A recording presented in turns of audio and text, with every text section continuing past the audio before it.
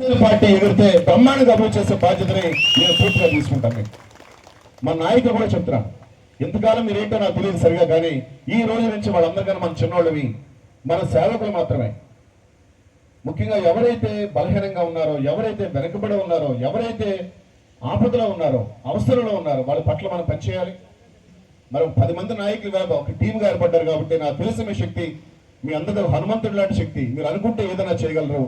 ఒకసారి రోలుగుంట గ్రామంలో జనసేన జెండా ఎగిరిన తర్వాత పవన్ కళ్యాణ్ గారికి నేను కాళ్ళు పట్టుకుంటానో, చేతులు పట్టుకుంటానో, నియోజకవర్గంలో ఈ గ్రామంలో జరిగిన అభివృద్ధి ఏ గ్రామంలో లేకుండా మొత్తాన్ని ఫస్ట్ ఇదే పెట్టుకుంటాను ఖచ్చితంగా. నాకు చాలా ప్రేమ ఉంది.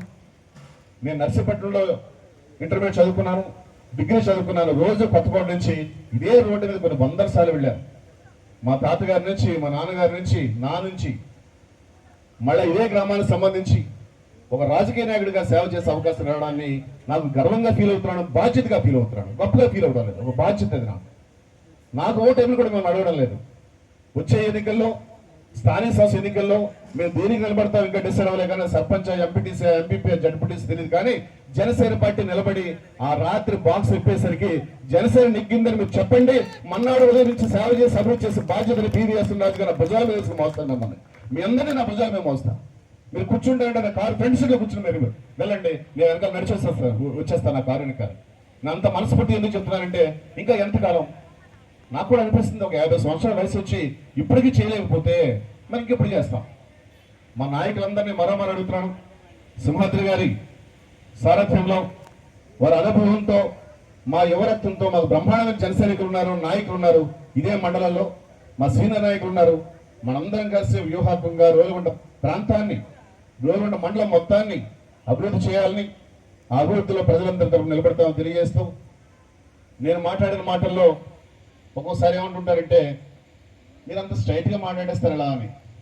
నిజాన్ని చెప్పలేకపోతే ఇక్కడ కూర్చోవడం అనవసరం. నిజాన్ని నిర్భీతిగానే చెప్పాలి, చేసే పని చెప్పాలి. మీకోసం జనసేన పార్టీ ఉంటుంది, పవన్ కళ్యాణ్ గారు మీరు అనుకుంటారు, నేను ఎప్పుడు మీ వెనుకుంటూ నడుస్తాను. మా నాయకత్వంతో కలిసి మనందరూ కలిసి పనిచేద్దాం. వచ్చే ఎన్నికల నాటికి రోలుగుంట మండలాన్ని, రోలుగుంట ముఖ్యంగా గ్రామాన్ని అద్భుతమైన రీతిలో అభివృద్ధి చేయడానికి కంకణం కట్టుకున్నామని తెలియజేస్తూ, ఇంత గొప్ప సమావేశాన్ని, ఇది నిజంగా చాలా గొప్ప సమావేశం నా వరకు.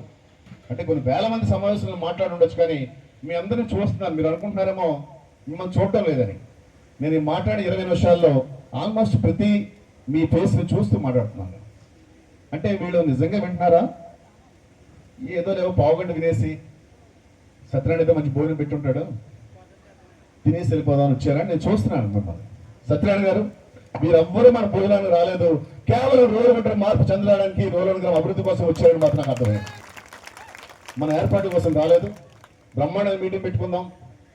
మీ వార్డుల్లో మీరు ఎక్కడ రమ్మంటే అక్కడికి, 2, 3, 4, 10 మంది, 200 మంది అని లేదు, మీ అందరితో కలిసి పనిచేస్తాను తెలియజేస్తూ, మరోమారు పవన్ కళ్యాణ్ గారి నాయకత్వంలో సింహాద్రి గారు చెప్పినట్టుగా ఈవేళ పంచాయతీరాజ్, గ్రామీణ అభివృద్ధి, ఫారెస్టు, పర్యావరణం, ఆర్డబ్ల్యూఎస్ అన్ని శాఖలు ఉన్నాయి కాబట్టి, వారే మన నాయకుడు కాబట్టి, డైరెక్ట్గా నాకు ఆయనే నాయకుడు, మనందరికీ ఆయనే నాయకుడు కాబట్టి, వారి నాయకత్వంలో వారి నుంచి మన ఊరిని అభివృద్ధి చేయడానికి ఖచ్చితంగా పనిచేస్తామని తెలియజేస్తూ, ఇంత గొప్ప అవకాశాన్ని ఇచ్చిన మా సత్యనారాయణ గారి టీం అందరికి కూడా, మన రమణ గారికి, సత్యబాబు గారు అందరికి కూడా, మీ అందరికి కూడా మనస్ఫూర్తిగా నా నమస్కారం, శుభాకాంక్షలు తెలియజేస్తూ సెలవు తీసుకున్నాను.